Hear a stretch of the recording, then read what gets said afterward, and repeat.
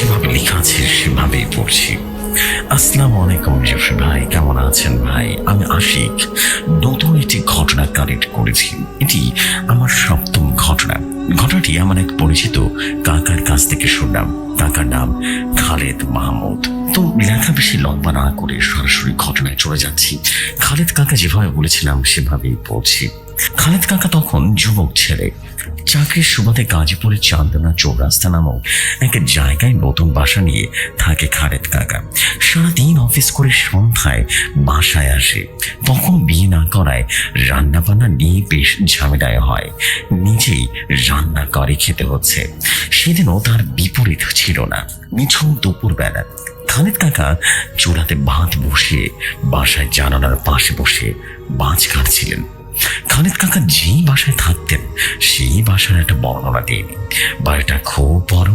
বাড়ির সামনে বড় মাঠ, মাঠের এক পাশে পুকুর, অন্য পাশে এক কাঁঠাল গাছ, তার পাশ দিয়ে পেয়ে গাছে এক জোড়া তেঁতুল গাছ। এই কাঁঠাল গাছ আর তেঁতুল গাছের পেছনে ছোট্ট একটা কবর আছে। লোকমুখে শোনা যায় বেশ অনেকদিন আগে এই বাসায় যে যাওয়া আসা করত এক দম্পতি পুরো পরিবার নিয়ে থাকতো। একবার গ্যাস সিলিন্ডার ব্লাস্ট হয়ে সবাই পড়ে মারা যায়। তারপর এখানে নতুন বাড়ি করা হয়। সবাইকে হসপিটালে নেওয়া হলেও ছোট্ট একটা বাচ্চা ছেলের লাশ ওখানেই দেওয়াল চাপা পড়ে যায়। আর তার দুদিন পর লাশটিকে বের করা হয়। তাদের মুখে শোনা গেছে বাচ্চার লাশটি নাকি খুব জঘন্য অবস্থায় ছিল। পুরো পরিবার ছিন্ন বিচ্ছিন্ন হয়ে গেছে। মাথাটা কোনো রকম গলার সাথে ঝুলেছিল। অবস্থা এমন দেখে সবাই মিলে সিদ্ধান্ত নেয় বাচ্চার লাশটিকে এখানে কবর দেওয়া হোক। তার বাড়ির পাশে লাশটিকে দাফন করা হয়। খালেদ কাকা মাছটা কাটছিলেন জানালার পাশে বসে। মাছ কাটতে কাটতে চোখ চলে যায় জানালার বাইরে সে ছোট্ট কবরের দিকে। আর মনে পড়ে যায় এলাকার লোকের মুখে শোনা কথাগুলো। চোখের সামনে কল্পনায় ভাসতে থাকে অজানা দৃশ্যগুলো। কেমন যেন মাছ কাটতে কাটতে চোখ চলে যায় জানালার সেই ছোট্ট কবরের দিকে। আর মনে পড়ে যায় এলাকার লোকের মুখে শোনা সেই কথাগুলো। চোখের সামনে কল্পনায় ভাসতে থাকে অজানা দৃশ্যগুলো। কেমন যেন এক ঘরে পড়ে যায় খালেদ কাকা। নিজের অজান্তেই হাতে থাকা মাছগুলো একা একা করে উপরে ফেলতে পারে এবং মেরে ফেলে। মাছগুলোকে ছুঁড়ে ফেলা শেষ হতেই ঘর কেটে যায় খালেদ কাকার। অমনি মাথায় হাতটা এসে, আরে কি করলাম, এটা কেন করলাম, এখন রান্না করব কি করে? আর কোনো উপায় না পেয়ে দেখে চুলা থেকে ভাত উড়িয়ে আবারও বাজারে রওনা হয় খালেদ কাকা। বাজার থেকে এক তেলাপিয়া মাছ এনে আবারও সে জানালার কাছে করতে বসলো খালেদ কাকা। মাছ অর্ধেক কাটা শেষ তখনই আবারও চোখ গেল সেই কবরের দিকে। দেখতে দেখতে খালেদ কাকা আবারও কেমন যেন এক ঘোরের মাঝে হারিয়ে গেল। বেশ অনেকক্ষণ তাকিয়ে থাকার পর আবারও মাছের টুকরোগুলো একটা একটা করে কবরের উপরে ছড়ে ফেলতে লাগলো। মাছগুলো ছড়ে ফেলা শেষ হতেই ঘরটা যেন কেটে গেল তার। এখন খালেদ কাকা নিজের উপরে রাগ হচ্ছে। সে কেন এমন কাজ দুবার করলো? এত বোকা কিভাবে হয় মানুষ? বাসা থেকে বেরিয়ে কবরের পাশ দিয়ে দাঁড়ালো খালেদ কাকা। কবরের উপরে তাকাতেই কাকার যেন আকাশ ভেঙে পড়লো। এ কি, এটা কিভাবে সম্ভব? এতগুলো মাছ ফেললাম আর কবরের উপরে একটা মাছও নেই। এ আবার কোন ভূতের কারবার রে বাবা! মাছগুলো কোথায় গেল? আশেপাশে তো কোনো বিড়াল কুকুর দেখছি না। হঠাৎ করে কবরের ঠিক মাঝখানে চোখ গেল খালেদ কাকার। দেখলো কবরের মাটির উপরে মাছের আষ্টে লেগে আছে। মনে হচ্ছে কেউ যেন মাছগুলোকে টেনে হেঁচড়ে কবরের ভেতরে নিয়ে গেছে। খালেদ কাকা ছিলেন খুব সাহসী একজন লোক। সে প্যারানর্মাল কিছু চিন্তা না করে দু হাত দিয়ে মাছের আষ্টে মাটিগুলো সরাতে লাগলেন। এক থেকে 3 খামলা মাটি ওঠানোর পরেও মাছের কোনো দেখা মিলল না। কাকা মনে মনে ভাবলেন মাছের আষ্টে আছে, ধরো মাছগুলো ভূতে নিল নাকি। খালেদ কাকা আর খামলা মাটি উঠাতেই কবরের এক পাশে মাটিতে ফাটল ধরে একটুখানি গর্ত হয়ে গেল। কাকা ভাবলেন এই গর্তের মধ্যে হয়তো বা মাছের টুকরোগুলো পড়ে আছে। এইভাবে যখনই গর্তে হাত দিল, হাতের মাঝে রীতিমতো পচা গলা কিসের যেন স্পর্শ অনুভব করলো। গর্ত থেকে সে জিনিসটা উপরে উঠাতে দেখলো ছোট্ট একটা মাথার কঙ্কাল। মাথাটা পুরোটাই কঙ্কাল। সে মাথাটার ভেতরে পচা গলাতুর গন্ধ কিশোর বেরিয়ে আছে। সঙ্গে সঙ্গে সে মাথার কঙ্কালটা ছুঁড়ে মারল খালেদ কাকা। তারপর আবারও সেই গর্তে হাত ঢুকিয়ে মাছের টুকরোগুলোতে খুঁজতে লাগে খালেদ কাকা। এবার আর তার হাত বাঁচল বাজার থেকে কিনে আনা সেই তেলাপিয়া মাছের মাথা। গর্ত থেকে বের হতেই দেখলো মাছের মাথার উপরে কিছু অংশ খাওয়া আর 2-3টা কামড়ের নাক। কাকার আর বোঝার বাকি রইল না যেখানে কোনো না কোনো ঘাবলা আছে, আর তাই দেরি না করে দাঁড়িয়ে বাসায় চলে যায় খালেদ কাকা। বাসা থেকে একটু দূরে একটা তরকারি এনে দুপুরের খাবার খেয়ে নেয়, কিন্তু তার বোনটা কেমন যেন একটু অস্থির হয়ে আছে, বুঝতে পারছে না এমন কেন লাগছে তার। যাই হোক, দুপুর গড়িয়ে বিকেলে তার এক বন্ধুর বাসায় ঘুরতে গিয়ে কাকার দুপুরের সব কথা তার বন্ধুকে বলল। খালেদ কাকার বন্ধু বলল, আরে এটা এমন কিছু না রে ভাই, হয়তো বা আশেপাশে কোনো কুকুর ছিল, বিড়াল ছিল, তাই তুই দেখিসনি। খালেদ কাকা ভাবলো তার বন্ধু হয়তো বা ঠিকই বলছে। এই নিয়ে আর চিন্তা ভাবনা করলেন না। বিকেল থেকে রাত হয়ে গেল। খালেদ কাকার বন্ধু তার কাছ থেকে বিদায় নিয়ে চলে গেল। কাকাও কিছুক্ষণ পর বাইরে থেকে রাতের খাবার নিয়ে আসলো। বাসায় এসে বিছানায় শুয়ে শুয়ে ফোন টিপতে লাগলো। হঠাৎ বাইরে বৃষ্টি শুরু হয়ে গেল। উফ, বৃষ্টির মধ্যে ঘুমটা ভালোই হবে আজ, এই ভেবে কাঁথা মুড়ি দিয়ে শুয়ে পড়লো খালেদ কাকা। বাইরে ঝিরঝির করে বৃষ্টি পড়ছে। উপরে টিনের জানাতেই বৃষ্টির মধ্যে অনুভূতিটা চমৎকার লাগছে। হঠাৎ মনে পড়ে গেল সে দুপুরের সব কথা, আনন্দ মাটিতে মিশে গেল। খালেদ কাকা বলল, দূর ভালো লাগে না, এখনই মনে হতে লাগলো এসব, পুরো আনন্দটা মাঠে হয়ে গেল। কিছুই করার নেই। একটা কথা কি জেফরি ভাই, আমরা মানুষেরা সবকিছু নিয়ন্ত্রণ করতে পারলেও মাথার ভেতরে আসলে মতো ঘটে চিন্তা কিন্তু নিয়ন্ত্রণ করতে পারে না। খালেদ কাকার বেলাও ব্যতিক্রম হলো না। খালেদ কাকা কল্পনায় স্পষ্ট একটা বাচ্চা ছেলের বুক আবিষ্কার করলেন। ভয়টা যেন আরো বেড়ে গেল তার। কাকা যতবারই চিন্তা ভাবনা অন্যদিকে নেয়, ঠিক ততবারই সে কল্পনায় চলে আসে সেই মুখটা। বাইরে ঘুরে ঘুরে বৃষ্টি পড়ছে, টিনের চালে সে ছেড়ে ছেড়ে বৃষ্টি পড়ার শব্দ। সেই শব্দের সাথে কেমন যেন টক করে এক শব্দ হচ্ছে। খালেদ কাকা বেশ কৌতূহলী নিয়ে কানটা জানালার কাছে আনলেন। আওয়াজটা আরো বাড়তে লাগলো। কানটা আর একটু কাছে নিতে আওয়াজটা আরো বেড়ে গেল। বাইরে থেকে জানালার টিনের উপরে পানি ছিটা পড়ার আওয়াজ হচ্ছে। রাত তখন আনুমানিক 12টা। জানালাটা খুলতেই মন যাচ্ছে না খালেদ কাকার, তো ও আর কি করার, দেখতে তো হবে বিষয়টা কি হচ্ছে। এই ভেবে খালেদ কাকা যখনই জানালাটা খুলল, সে দেখতে পেল এক ভয়ঙ্কর দৃশ্য যা বর্ণনা দেওয়ার মতো নয়। দেখল মাথা ছাড়া গলা কাটা এক ছোট্ট বাচ্চা দাঁড়িয়ে আছে জানালার পাশে, আর কাটা গলার উপরে ঠিক রীতিমতো টকবক করে ফুটতে থাকা রক্ত ছিটকে ছিটকে চারিদিকে ছড়িয়ে পড়ছে। এই দৃশ্য দেখে সে মারাত্মক ভয় পেয়ে গেল, যা বোঝানোর মতো নেই। সাথে সাথে জানালাটা বন্ধ করে রুমের একটা কোণার দিকে কাঁথা মুড়ি দিয়ে শুয়ে পড়লেন খালেদ কাকা। সে এখনো অচেতন হয়নি, খুব সাহসী লোক তিনি। ঘরের একটা কোণে বসে খালেদ কাকা শুনতে পাচ্ছে সে টক আওয়াজ। কিছুক্ষণ পর মনে হচ্ছে জানালার উপরে 2 হাত দিয়ে ধাপ করে একজন বাড়ি বাড়ছে। বাড়ির আওয়াজটা বাড়তে লাগলো, আর মনে হচ্ছে জানালাটা ভেঙে যাবে। রাত 12টা থেকে 5টা পর্যন্ত একই রকম আওয়াজ চলতে লাগলো। জানালাটা ভাঙা কোনো ক্ষতি হলো না। ফজরের আজানের পর সব শব্দ থেকে বন্ধ হয়ে গেল।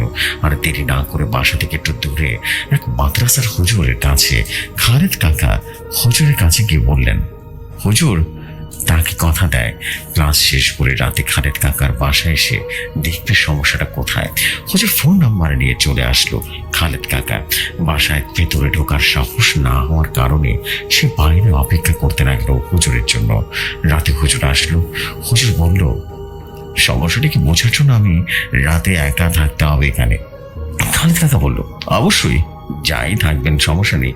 তাছাড়া আমার বেশ ভয় করে একা থাকতে, আপনি আজ আমার সাথে থাকে যান। হুজুর আর আরেক কাকা বাইরে থেকে খাবার নিয়ে এসে শুয়ে পড়লো। আজ রাতে আর বৃষ্টি নেই। আর কথা বলতে বলতে কখন যে ঘুমিয়ে পড়লো মনে নেই। ঘুমের মধ্যে দুজনেই দুটো ভয়ঙ্কর জঘন্য স্বপ্ন দেখলো। হুজুর স্বপ্ন দেখলো পুরাতন একটা ভাঙা কবরের উপরে হুজুর শুয়ে আছে, আর তার পাশে একটা বাচ্চা ছেলের লাশ। লাশটি উঠে দাঁড়িয়ে পড়লো। লাশটি উঠে দাঁড়ানোর সাথে সাথে লাশের মাথাটা গড়িয়ে নিচে পড়ে গেল। মাথাটা নিচে পড়ার সাথে সাথে কাঁটার গলা থেকে ঘর ঘর করে রক্ত গড়িয়ে সব রক্ত হুজুরের মুখের উপরে পড়তে লাগলো। হুজুর মুখ রীতিমতো রক্তে পুরো লাল হয়ে গেছে।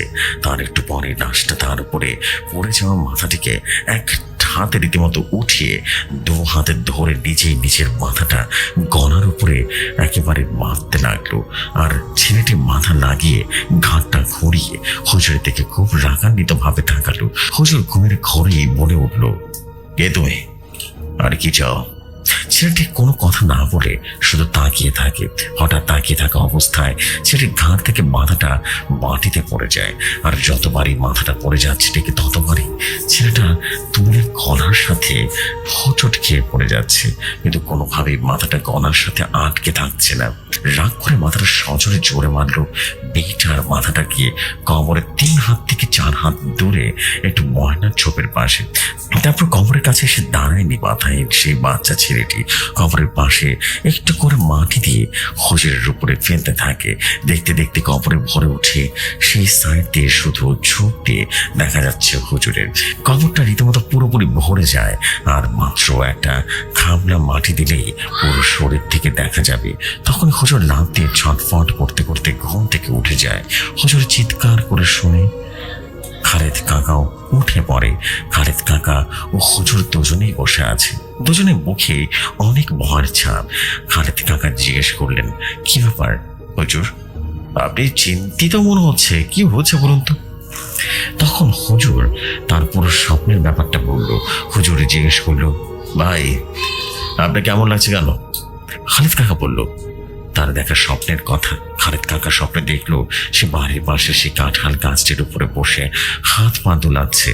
হঠাৎ চোখগুলো চলে যায় ঝোপের কাছে এবং সেখানে পড়ে আছে সে দুপুরে ঝরে পড়ে যায় সেই মাথাটা, এবং সে মাথার চারপাশে ঘুরছে অসংখ্য কুকুর বিড়াল। হঠাৎ কুকুর বিড়ালগুলো খালেদ কাকার দিকে মুখ করে তাকালো, একটু একটু করে ঘেউ ঘেউ করে ডাকতে শুরু করলো। কুকুর বিড়ালগুলো খুবই বড় সাইজের ছিল, এমন সচরাচর দেখা যায় না। এরা এমন ভাবে চেঁচাচ্ছে যে মনে হচ্ছে কেউ যেন বোধহয় পেছনে দাঁড়িয়ে এদেরকে হুকুম দিচ্ছে। আর কিছু দেখার আগেই হুজুরের চিৎকারে ঘুম ভেঙে যায় খালেদ কাকার। হুজুর বলল, ভাই এবার বুঝতে পারলাম আসল ঘটনাটা কি। আপনার এই কি কবরে গর্ত করা আছে, তার থেকে মাটি উঠানো, এগুলো সবই ভুল ছিল।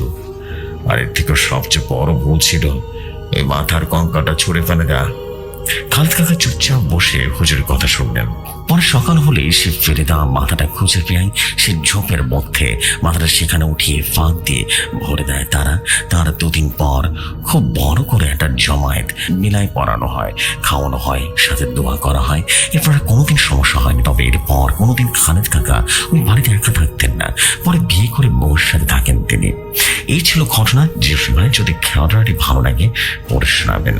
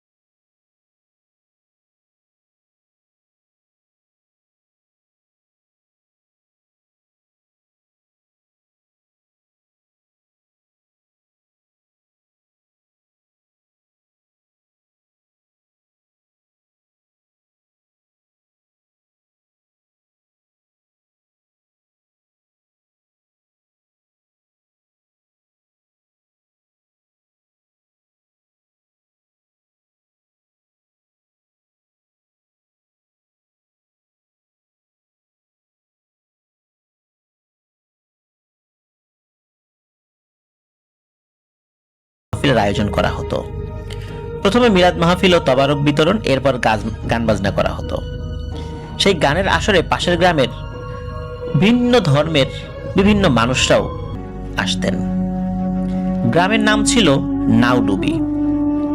মোকসেদ নানাদের বাড়ি থেকে হেঁটে গেলে 15 মিনিট লাগবে হয়তো। এর ভেতর থেকে একটি মহিলার মোকসেদ নানাকে ভালো লেগে যায়। মহিলার নাম ছিল ডালো। সেই মহিলা ছিল বিবাহিত। তিনি তার 2 মেয়ের ননদকে নিয়ে রাতে গান শুনতে আসতেন, কিন্তু ধর্মীয় বিষয় বিবেচনা করে তিনি নানাকে আর কিছুই বলেন না। প্রতি বৃহস্পতিবার নিয়ম করে গান শুনতে আসতেন।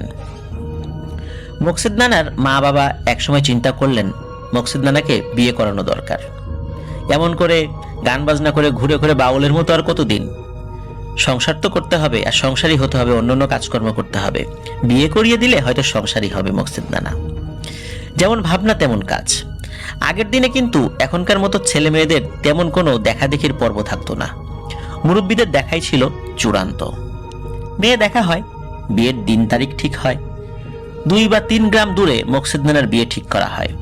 মোকসেদ নানা সুন্দর করে পাগড়ি, পাঞ্জাবি, পাজামা, রুমাল, আতর মেখে নওশা সেজে পালকি নিয়ে সেদিন বরযাত্রী নিয়ে বিয়ে করেন। কিন্তু বর ও কনে কেউ কারো মুখ দেখেনি। খুব ধুমধাম করে বিয়ের অনুষ্ঠানটি পালন করা হয়। বউ নিয়ে ফেরার সময় ওই সনাতন ধর্মাবলম্বী মহিলার বাড়ির সামনে দিয়েই আসতে হবে। এক পালকিতে বর আর একটাতে বউ। আসার সময় হুট করে ওই মহিলার ঠিক বাড়ির সামনে এসে মোকসেদ নানা পালকি থেকে নামেন, আর আগেই উনি পালকিটা থামাতে বলেন। সবাই বলে এখানে থেকে তো বাড়ি যেতে বেশি সময় লাগবে না, একেবারে বাড়িতে গিয়েই থামবে।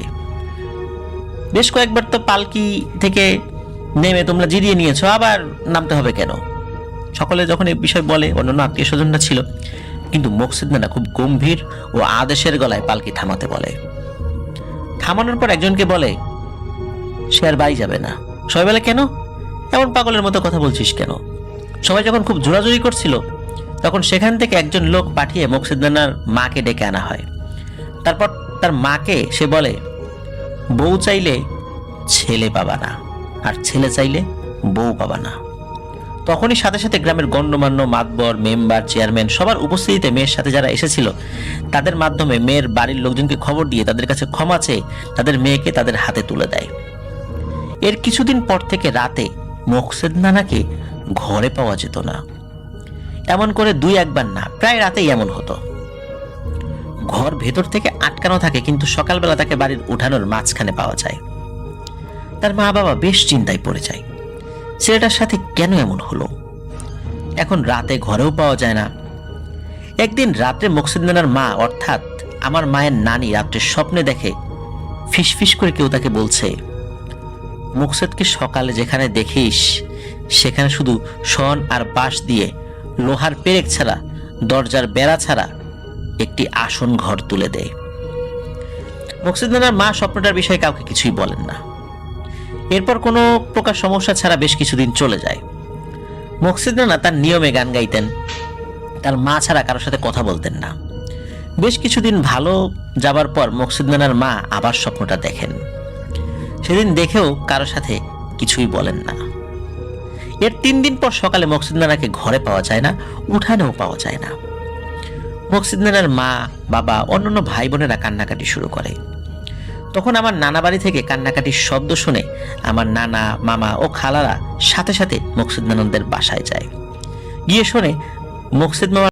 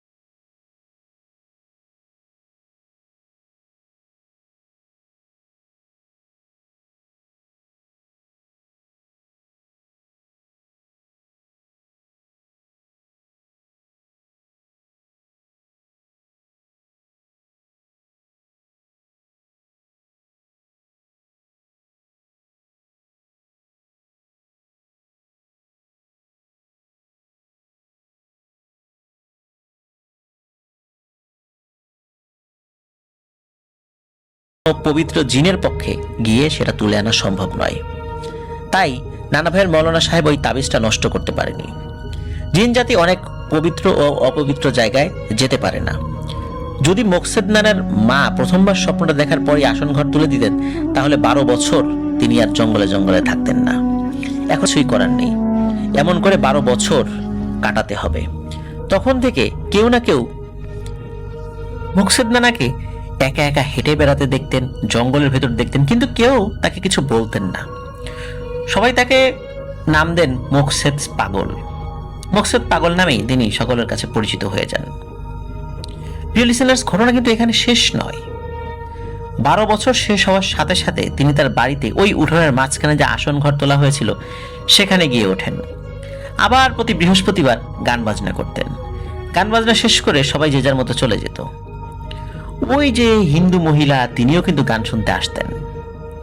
সবাই যাবার কিছুক্ষণ পর আসনে দুধ, কলা এগুলো দেয়া হতো। এভাবে ভালোই যাচ্ছিল, বেশ কয়েক বছর চলে যায়। তারপর একদিনের ঘটনা। দিনটি ছিল শুক্রবার, সময়টা ছিল বাদ জুম্মা। মোকসেদ নানাদের পাশের বাড়িতে কোনো একটা কারণে মিলাদ মাহফিলের দাওয়াত দেওয়া হয় বা আয়োজন করা হয়। মোকসেদ নানাকেও দাওয়াত দেওয়া হয় এবং সেখানে মোকসেদ নানা এবং আমার নানা ভাই যান। মিলাদ মাহফিল শেষ হওয়ার পর সবাইকে তবারক বিতরণ করা হলো। সবাইকে লম্বা পাটিতে সিরিয়াল করে বসিয়ে কলা পাতায় খেতে দিল। মোকসেদ নানাও সবার সাথে খেতে বসলেন এবং ভাত ও মাছও খেলেন। তারপর পায়েস বা ক্ষীরের ব্যবস্থা ছিল। মোকসেদ নানার কলা পাতায় ক্ষীর দেয়া হলো। তিনি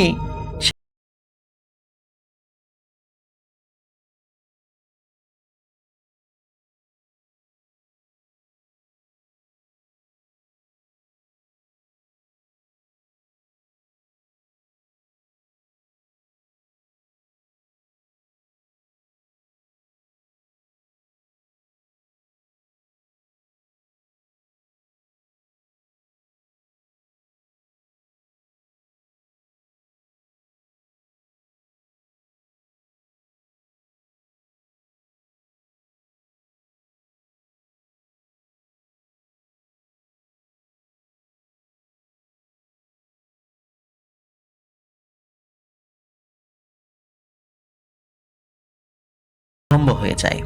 পুকুর পাড়ে সবাই দেখতে পায় বিশাল বড় এক অজগর সাপ মোচরাতে আর্তনাদ করতে করতে পুকুরের এ মাথা থেকে ও মাথা যায় আর আসে, আর শো শো শব্দ করছে, মেঘের গর্জনের মতো, হৃদয় চুপসে যাওয়ার মতো শব্দ। সাপটির দৈর্ঘ্য ছিল প্রায় 14 ফুটেরও বেশি এবং এর প্রস্থ ছিল 2.5 ফুটের মতো। 2.5 ফুট প্রস্থ এত মোটা সাপ নিশ্চয়ই প্রিয় লিসেনার্স বুঝতেই পারছেন। শত শত মানুষের ভিড় হয়ে যায় সেই দৃশ্য দেখার জন্য। এরপর মোকসেদ নানার লাশ গোসল করানো হয়, কাফন পরানো হয়। আমার নানা ভাই জানাজা পড়িয়েছিলেন। আমার নানা ভাই আসন ঘরের মাঝখানে কবর খোঁড়ার নির্দেশ দেন। যখন কবর খোঁড়া শেষ হয়, ওই সাপটাও নাকি রক্ত বমি করতে করতে মারা যায়। ওই সাপটাকেও মাটি চাপা দেওয়া হয়েছিল কোনো একটা জায়গায়। মোকসেদ নানা মারা যাওয়ার পরদিনই ওই ডালো নামক হিন্দু মহিলাটি বদ্ধ উন্মাদ হয়ে যায় এবং বাকি জীবন পাগল থেকেই মারা যান। একদিন নানা ভাইকে জিজ্ঞেস করেছিলাম, গরম পানিতে কিসের পাতা দেওয়া হয়েছিল? নানা ভাই বলেছিলেন 7টা কাঁটাযুক্ত গাছের পাতা ছিল। এটি ছিল ঘটনা। প্রিয় লিসেনার্স, এই ঘটনা থেকে কিন্তু আমরা কয়েকটা বিষয় আমরা বুঝতে পারলাম। এটি হচ্ছে ওই ডালো নামক যে হিন্দু মহিলা, তিনি বিবাহিত ছিলেন, তার সন্তানাদি ছিল, কিন্তু তারপরও মোকসেদ নানাকে পছন্দ করতেন। কিন্তু যেহেতু ধর্মীয় একটা বাধা ছিল, উনি তো কাউকে কিছু বলতে পারছিলেন না। কিন্তু মোকসেদ নানা যাতে কাউকে বিয়ে না করে, এই জন্য উনি মূলত ব্ল্যাক ম্যাজিক করেছিলেন, যার ফলে ভয়ানক কোন একটা জিন ওনার কাছে চলে আসে এবং যার ফলশ্রুতি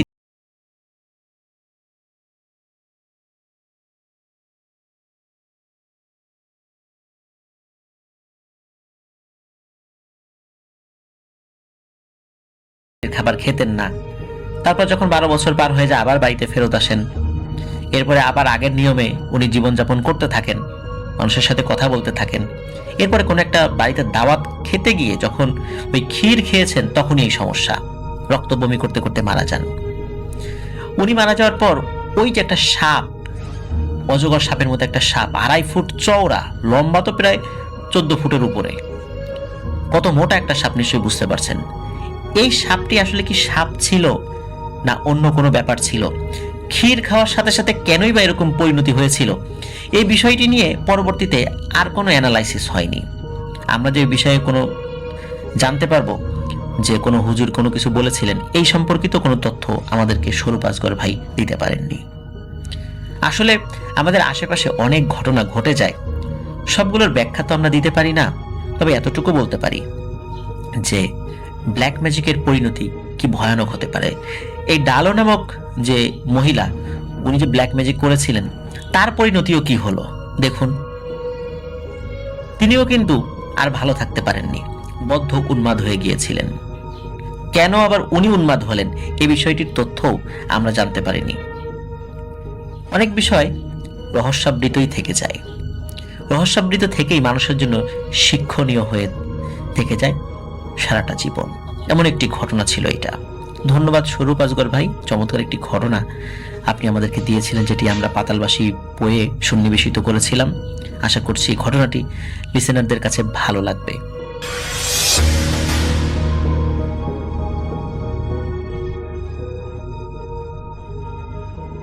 আসসালামু আলাইকুম রাসেল ভাই, আমি ভূত এফএম এর একজন নিয়মিত শ্রোতা ছিলাম এবং ভূত.com এর শুরু থেকেই সাথে আছি। আমি অনার্স প্রথম বর্ষে পড়ুয়া একজন শিক্ষার্থী। আমি ঢাকা জেলার সাভারে থাকি। আমি এর আগেও একটি ঘটনা আপনার সাথে শেয়ার করেছিলাম, কিন্তু কোনো কারণে সেই ঘটনাটি সিলেক্টেড হয়নি।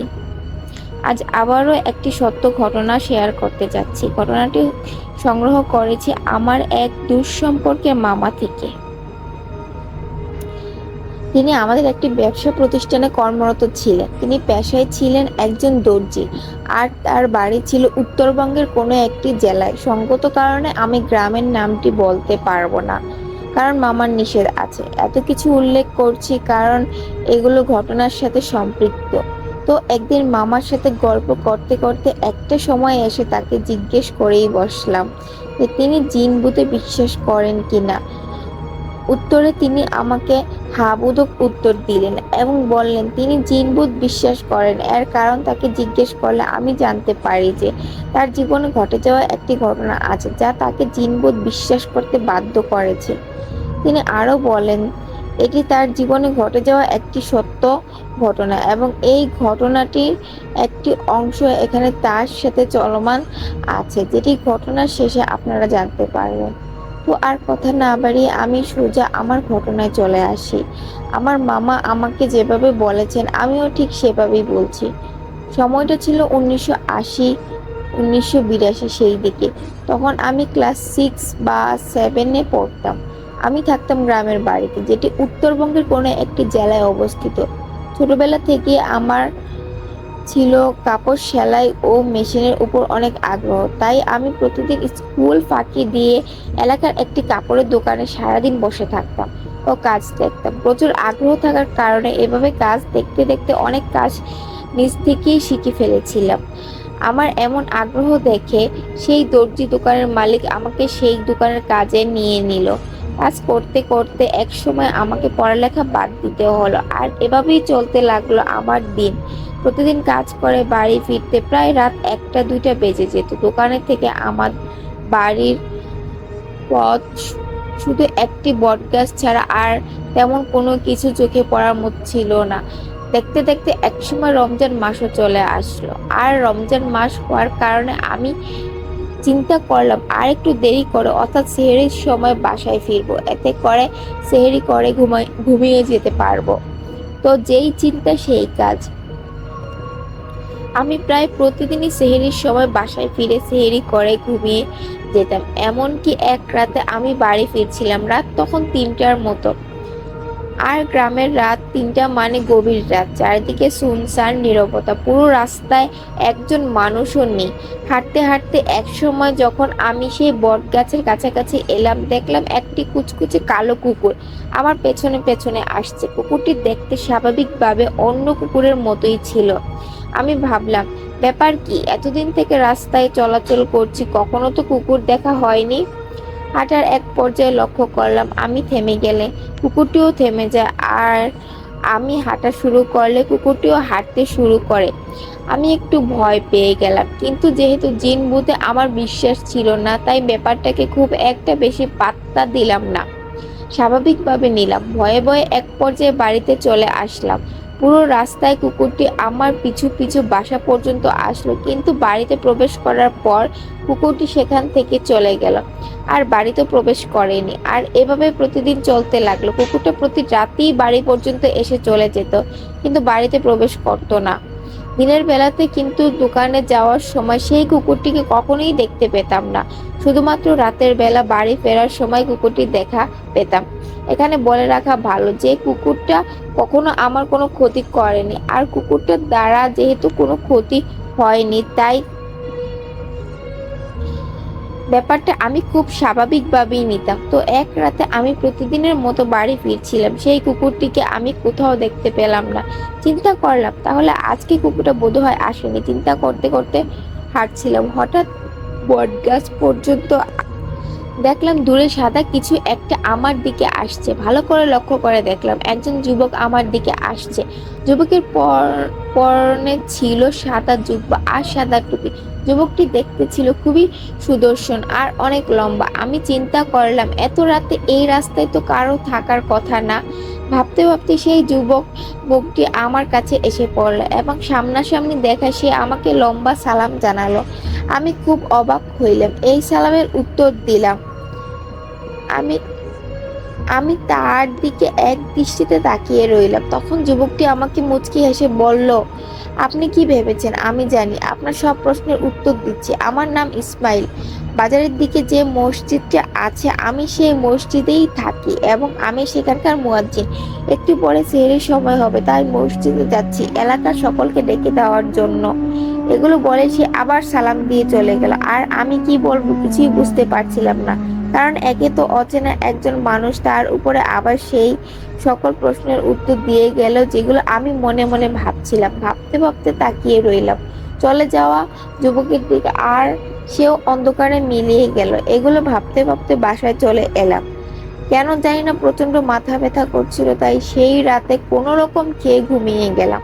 পরদিন একটু দেরিতে ঘুম ভাঙতে বালিশের কাছ থেকে মোবাইলটা নিয়ে দেখি 1টা বাজে। উঠে ফ্রেশ হয়ে চলে গেলাম দোকানে। দোকানে গিয়ে ঢুকতে অবাক হয়ে গেলাম। গত রাতের সেই যুবকটি দোকানে আগে থেকেই বসে আছে। দেখতে আমাকে জিজ্ঞেস করলো কেমন আছেন, আর মাথা ব্যথা ঠিক হয়েছে। এদিক দিয়ে যাচ্ছিলাম, ভাবলাম আপনার সাথে দেখা করে যাই। আমি আবারও অবাক হয়ে গেলাম, সে আমার মাথা ব্যথার কথা কিভাবে জানলো, আর আমি এই দোকানে কাজ করি সেটাই বা জানলো কিভাবে। এগুলো ভাবতে ভাবতে যুবকটিকে কিছু বলার আগে সে বলে উঠলো, আজ আসি, অনেক দেরি হয়ে গেছে, বলেই সে উঠে চলে গেল। এভাবে আরেকটি দিন চলে গেল। রাতে আবারও সেই যুবকের সাথে দেখা। মনের মধ্যে অনেক প্রশ্ন, ভাবছিলাম পরে তার খুঁজে পেলে সব জিজ্ঞেস করবো। ভাবতে ভাবতে তার সাথে আবারও একই জায়গায় দেখা, কিন্তু তার সামনাসামনি দেখা হলে কেন জানি না সব প্রশ্ন গোলমাল হয়ে যায়। নিজের মধ্যে একটা ঘোর কাজ করে। হঠাৎ যুবকটি আমাকে বলে উঠল, চলেন আপনাকে বাসা পর্যন্ত এগিয়ে দিয়ে আসি। আমি কোনো কথা বললাম না, শুধু মাথা নাড়িয়ে হা বোধক উত্তর দিলাম। হাঁটতে হাঁটতে এক পর্যায়ে যুবকটি আমাকে বলল, হাবিবুল ভাই, আমি জানি আপনার মনে আমাকে নিয়ে অনেক কৌতূহল, আর তাই এখন শুধু একটা কথাই বলবো, সময় হলে আপনার সকল প্রশ্নের উত্তর পেয়ে যাবেন।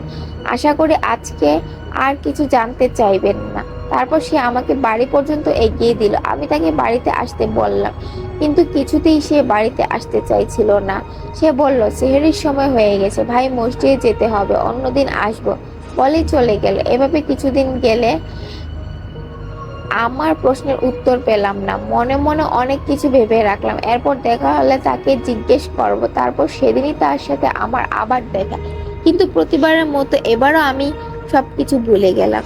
কি জিজ্ঞেস করব কিছুতেই মনে করতে পারছিলাম না। হঠাৎ যুবকটি আমাকে বলল আগামীকাল তার সাথে একটা জায়গায় যাওয়ার জন্য। আমি জিজ্ঞেস করলাম কোথায়। সে উত্তর দিল, করতোয়া নদীর উপরে একটা নতুন সেতু তৈরি হচ্ছে, আগামীকাল সেটার উদ্বোধন হবে, সেটাই দেখতে যাব।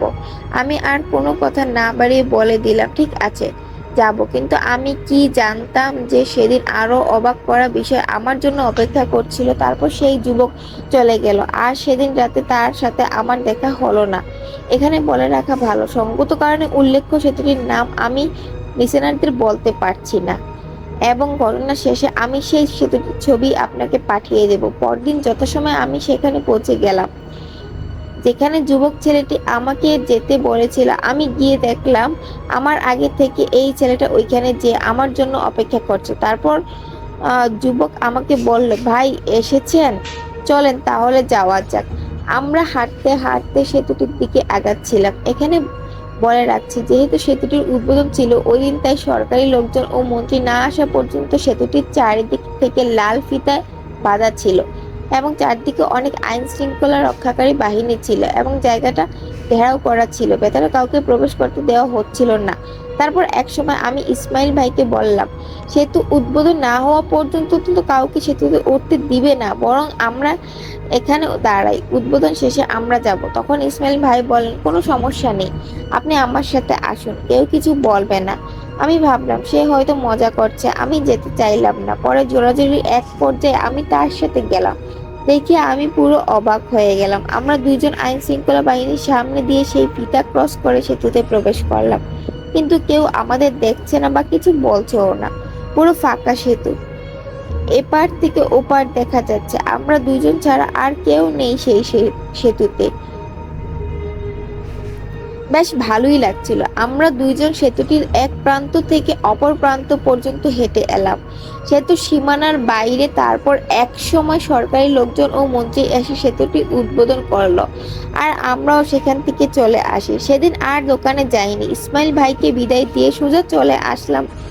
রাতে ঘুমানোর সময় হঠাৎ মনে পড়লো আজকের কথা, কিভাবে শুধুমাত্র আমরা দুইজন সেই সেতুতে প্রবেশ করে চলে এলাম, আর এত মানুষ থাকা সত্ত্বেও কেউ আমাদের দেখলো না কেন? আবারও আমার মনের মধ্যে প্রশ্নগুলো জাগ্রত হলো। এসব ভাবতে ভাবতে সেই রাতের মতো ঘুমিয়ে গেলাম। পরদিন তাকে সব জিজ্ঞেস করব বলে মনে মনে ধীর প্রতিজ্ঞা করলাম, যেই কথা সেই কাজ। রাতে তাড়াতাড়ি দোকান থেকে ছুটি নিলাম বাড়িতে চলে যাওয়ার জন্য। মনে মনে ইসমাইল ভাইয়ের জন্য অপেক্ষা করছিলাম, তার বাড়ির পথে হাঁটছিলাম। প্রতিদিনের মতোই হুট করে কোথা থেকে যেন ইসমাইল ভাই এসেও পড়লেন। আজকে আর কিছুই বললাম না। আমি তার সাথে দেখা হতে আমি শক্ত করে তার একটা হাত চেপে ধরলাম, এবং খুব রাগান্বিত হয়ে প্রশ্ন করে বসলাম, তুমি কে? সত্যি করে বলো তো, আর আমার পিছনে কেন পড়েছো? সে কোনো উত্তর দিল না। আমি আবারও প্রশ্ন করলাম, কি হলো, বলছো না কেন? তার কোনো উত্তর ছিল না, শুধু মুচকি হাসি। এটা দেখে আমার রাগ বেড়ে গেল। আমি তাকে বললাম, তুমি যেই হও না কেন, আজকের পর থেকে আর কোনোদিন যেন তোমাকে আমার আশেপাশে না দেখি, বলেই চলে আসতে লাগছিলাম। তখনই সে আমার একটা হাত ধরে টান দিল, আর মুচকি হেসে বলল, দাঁড়ান, একদিন আপনাকে বলেছিলাম যে সময় হলে ঠিকই সব প্রশ্নের উত্তর পাবেন, আর আজকে সেই সময় এসে গেছে। আমার সাথে চলুন, কোথাও যাব। আহা, ভয় পাবেন না, চলুন। যেহেতু আমার জেদ ছিল, যা হবে হোক, কিন্তু আমি আজকে জেনেই ছাড়বো ইসমাইলের ব্যাপারটা, এবং তার সম্পর্কে সবকিছু যেহেতু বুঝতে চেষ্টা করব। তাই বেশি কথা না বলে সে যেভাবে বলছিল সেভাবেই কাজ করতে লাগলাম। যখন হাঁটার পর আমরা পৌঁছে গেলাম আমাদের এলাকার একটি স্কুলের সামনে, তাকে জিজ্ঞেস করলাম, এখানে কেন? একটা নিরিবিলি জায়গা খুঁজছিলাম। কি জানার আছে বলুন আমাকে। আমি আমার প্রশ্নগুলো একে একে ছুড়ে দিলাম তার দিকে। কে তুমি? কোথা থেকে এসেছো? কি চাও? আমার কাছে ইসমাইল উত্তর দিল, আমার নাম ইসমাইল, আমি একজন জিন। আমি রাস্তার পাশে সেই পুরাতন বটগাছটায় থাকি, আর আপনি অনুমতি দিলে আমি আপনার সাথে থাকতে চাই। আমি ওয়াদা করছি আমার দ্বারা আপনার এবং আপনার পরিবারের কারো কোনো ক্ষতি হবে না ইনশাল্লাহ, এবং যতটা সম্ভব পারবো আপনার উপকার করতে চেষ্টা করব। ইসমাইলের মুখে সব কথা শুনে আমার পায়ের নিচ থেকে মাটি সরে গেল। আমার পুরো শরীর ভয়ে ঠান্ডা হয়ে গেল, আর আমি থরথর করে কাঁপছিলাম। মনে হচ্ছিল যেন আমি আর এই দুনিয়াতে নেই, একটা ঘোরের মধ্যে চলে গেছি। তারপর আর কোনো কিছু মনে নেই আমার, মনে হলো সেন্সলেস হয়ে গেলাম। জ্ঞান ফিরেছে কখন জানি না। জ্ঞান ফিরতে আমি দেখলাম আমি সেই স্কুলের মাঠে শুয়ে আছি, আর আমার সামনে ঠায় দাঁড়িয়ে আছে ইসমাইল নামক সেই জিনটি। এক মুহূর্তের মধ্যে আমার সবকিছু মনে পড়ে গেল। হুঁশ ফিরতে ইসমাইল আমাকে বলল, আমাকে ভয় পাবেন না, আমি আপনার কোনো ক্ষতি করব না। আমার আপনাকে মানুষ হিসেবে খুবই ভালো লেগেছে, আর আমি আপনার সাথে একজন ভালো বন্ধু হয়ে থাকতে চাই। আমি ওয়াদা করছি আমি বেঁচে থাকতে আমার দ্বারা আপনার কোনো ক্ষতি হবে না। দয়া করে আমাকে না করবেন না। এরপর থেকে আজ পর্যন্ত সেই জিন এখন আমার সাথেই আছে, আর সে কোনো দিন আমার কোনো ক্ষতি করেনি। আর হয়তো এখন সে আমাদের সাথে থেকে আমাদের কথোপকথন শুনছে। এই বলে মামা তার ঘটনাটি শেষ করেন। এই ছিল আমার মামার জীবনে ঘটে যাওয়া একটি সত্য ঘটনা।